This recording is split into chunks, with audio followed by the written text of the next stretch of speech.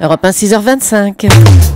Quand on aime un gâteau, on peut dire qu'on en est accro, c'est évidemment du second degré. Sauf Jean-François Lemoine dans le cas de l'Oreo. Alors petit rappel quand même, c'est quoi l'Oreo ? L'Oreo, c'est ce qu'on appelle un whoopie.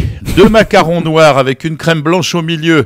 Alors, ce n'est pas un slogan publicitaire, mais une réalité qui fait beaucoup de bruit parce que c'est, ça beaucoup de gens l'ignorent, le biscuit le plus vendu au monde. Donc, les Oreos auraient un fort potentiel addictif. C'est ce que révèle une étude de l'université du Connecticut aux États-Unis. Quel curieux sujet pour une étude quand même. Non, il n'y a pas autre chose à étudier, docteur, que les Oreos ? C'est une étudiante brillante en neurosciences qui est à l'origine de l'étude. Écoutez bien, elle a 13 ans. Ah oui. Mon intérêt pour cette recherche, a-t-elle déclaré, vient de ma curiosité pour le comportement humain et nos motivations lorsqu'il s'agit de nourriture. Nous n'avons pas choisi les Oreos seulement parce que c'est le biscuit préféré des Américains et qu'il est très appétissant pour les rats, mais aussi parce que les produits contenant des qualités élevées de gras et de sucre sont fortement commercialisés dans les zones défavorisées. Elle est brillante, hein, cette jeune fille, non ? Elle est brillante, précieuse, gourmande, curieuse, c'est bien. Hein.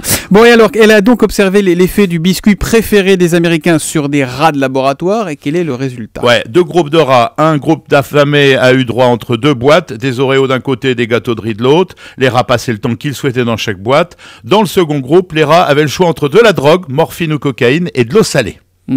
L'eau salée.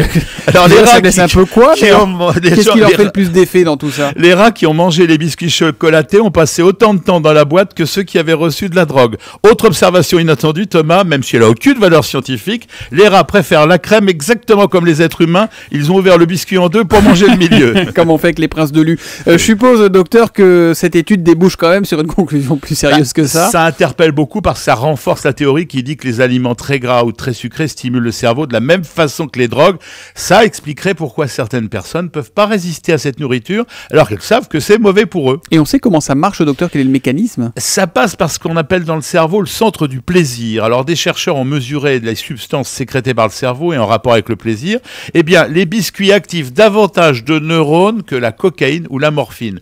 Le plaisir suscité par la dégustation d'un Oreo semble même supérieur à celui de la drogue. C'est incroyable. Mais dis donc, docteur, vous avez trouvé que j'ai encore l'esprit un peu retors. Oui. Mais est-ce que tout ça serait pas un gigantesque coup de pub finalement ? Ça aide à mieux comprendre pourquoi autant de jeunes ne peuvent se passer de ce biscuit qui est créé, il y a plus de 100 ans. Hein. Mais je suis pas certain que ça va pas faire peur à certains parents. Ouais, c'est sûr. Julie, une question. Est-ce que ça concerne uniquement les Oreos ? Parce que ça moi, ça marche aussi avec les granolas, pour ce qui me concerne. Julie, d'autres études s'étaient déjà intéressées peut-être de façon moins précise au pouvoir d'addiction de certains aliments. Et je peux vous annoncer que dans la catégorie drogue alimentaire, il y a les chips, les bonbons acidulés et plus largement le chocolat. Ah. Thomas, vous êtes addict au chocolat ? Complètement.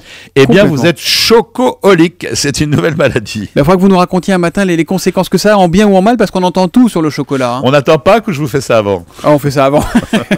Merci Jean-François. On vous retrouve demain matin en direct à 6h25 sur Europe 1. La question santé. À demain. Chocoholique. Chocoholique. Avec un H au milieu. 6h28. Dans 2 minutes, le journal de Maxime Switek sur Europe 1.